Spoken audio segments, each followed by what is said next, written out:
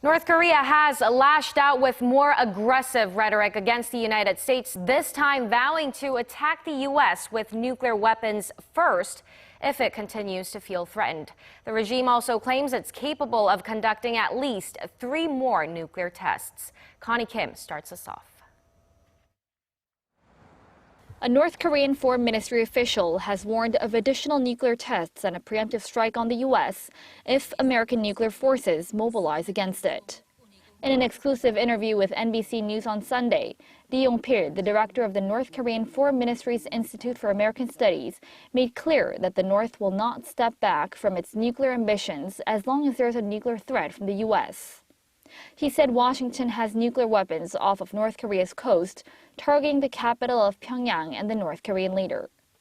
Lee stressed that a preemptive nuclear strike is not something the U.S. has a monopoly on, and warned that North Korea will strike first if it sees a threat from Washington and because the North has a technology.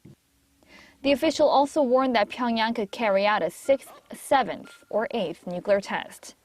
These comments follow remarks made last week by U.S. Assistant Secretary of State for East Asian and Pacific Affairs Daniel Russell, who warned that Kim would, quote, immediately die if he decided to carry out a nuclear attack. In a sign the remarks may have hit a nerve, Pyongyang fired off a medium-range Busudan missile on Saturday, though the launch was not deemed a success.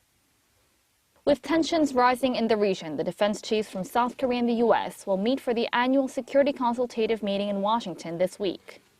The allies will reportedly focus on Washington's extended deterrence over South Korea, under which the U.S. has vowed to mobilize all of its military assets, both nuclear and conventional, to defend Seoul in a crisis.